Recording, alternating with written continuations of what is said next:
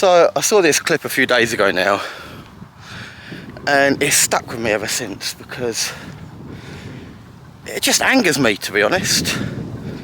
So over these last few days, I've really just been wanting to do a video to speak about it. So today I woke up and thought, right, today's the day. So I thought, while I'm out having a nice walk in this beautiful English weather, I would share my thoughts. Tell us what that dilemma was. Right. I'm going to have to die on this hill now because I have to live by my words. But essentially, one of my followers asked me, her husband goes out with a female friend regularly for dinner. I don't know how I feel about it. How do you feel about it? I said, I don't love it personally.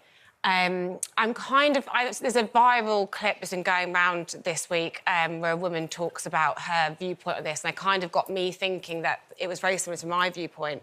That I think when we're in relationships, look at you two, I think we have it's a sort of duty to minimise the risk of cheating. And I think as human beings, we are all programmed to be attracted to whichever sex we're attracted to. And I think if you're spending a lot of one-on-one time with someone else who is attracted to the same sex as you are increasing that risk that something could happen. Like, look at Strictly, right? The people that, fall in love on Strictly, whatever, they never would ever happen if they weren't spending that much time together. It's all about, I think, situation. Yeah, I mean, they spend 12, 14 hours a day together. But someone going out for a meal shouldn't mean you're going to have an affair. I just think it's something that people...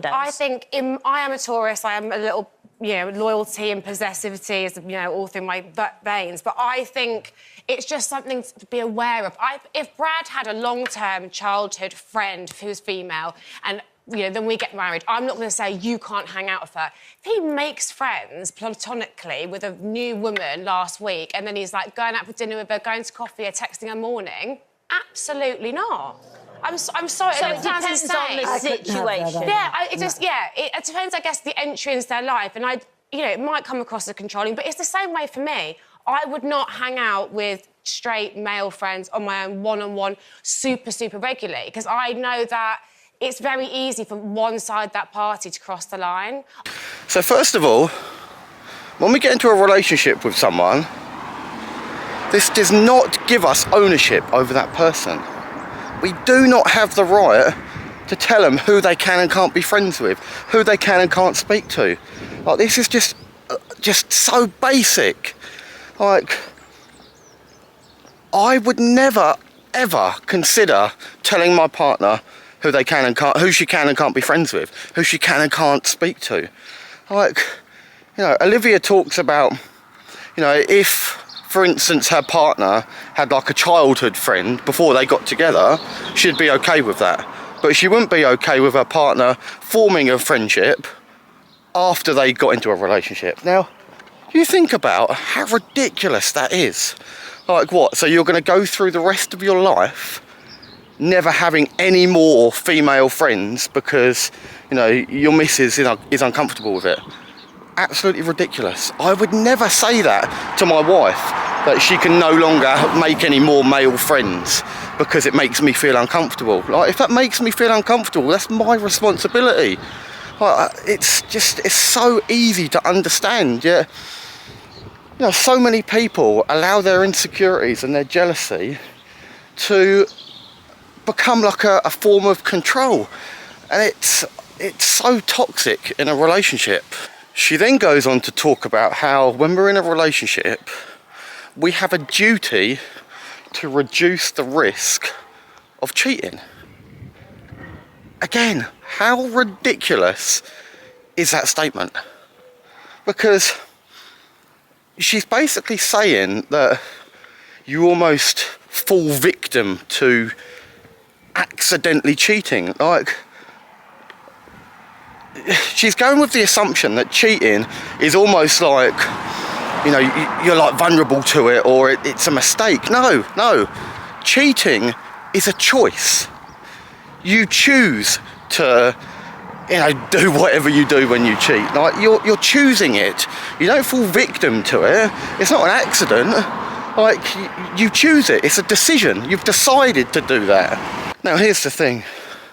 Control is an illusion. No matter how many attempts you try to make to control your partner and their life, essentially, if your partner wants to cheat, they will cheat, full stop. Stop them from doing, or who you try and stop them from being around, or no matter what you do, if they want to, they will. A relationship should add to our lives, not take away from it. Of course, in any kind of relationship, we're going to encounter insecurities, jealousy, triggers. That's all part and parcel of being in a relationship.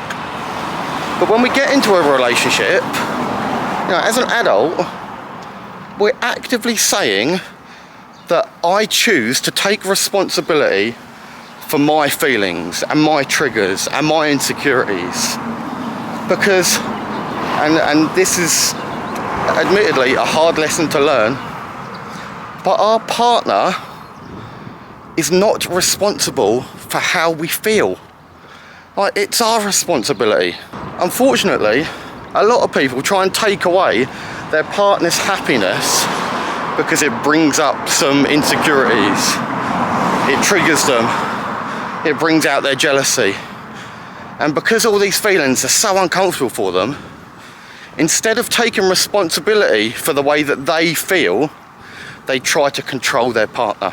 Now, I'm by no means saying that any of this stuff is easy. But what I am saying is, it's absolutely fundamental to a healthy relationship. Have you ever heard of this quote? Moral indignation is jealousy with a halo. And emotionally immature people pose these things as a lack of morals. Exactly as Olivia did.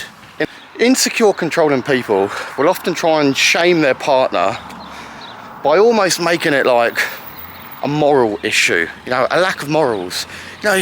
You're married, why would you want to do that if you're married? Or, this is a common one, why would you want to wear that? Why would you want to go out looking like that? Instead of owning the fact that they feel insecure, they feel jealous, they feel triggered, and taking accountability for that, and then actually communicating that in a healthy way with their partner, which is exactly what we need to do when we're in a relationship, because relationships are all about supporting each other and growing together, not controlling each other. I cannot be everything for my wife, the same as she cannot be everything for me. Now, almost 7 years ago now, when me and my missus started spending time together, both of us were very, very clear on the kind of relationship that we wanted. And we both wanted a relationship where we felt free. Neither of us wanted to feel trapped or caged or controlled. We both knew that we wanted to experience life to the full. Now, almost 7 years later, we're married. Over this time, we've had a lot of challenging conversations. Conversations that at times have been really triggering. But what I do love about our relationship, and look, I'm not saying our relationship is perfect, because no relationship is, because the people in those relationships aren't perfect, no one ever is. But what I do love about our relationship is the fact that both of us know that we can go to the other person and communicate, hey, this is something that I'm interested in, or hey, this is something that I would like to do, and it not turn into this huge argument. Now, yes, it can absolutely be triggering, and yes, it can absolutely bring emotions up that are uncomfortable. But we know that we have the safety in our relationship to be able to open up conversations about stuff that is challenging and does feel vulnerable and is scary. And that's what I love so much about our relationship. So look, we can absolutely operate from a place of fear, like Olivia. Or we can operate from a place of vulnerability and courage. And that is exactly what is going to promote connection.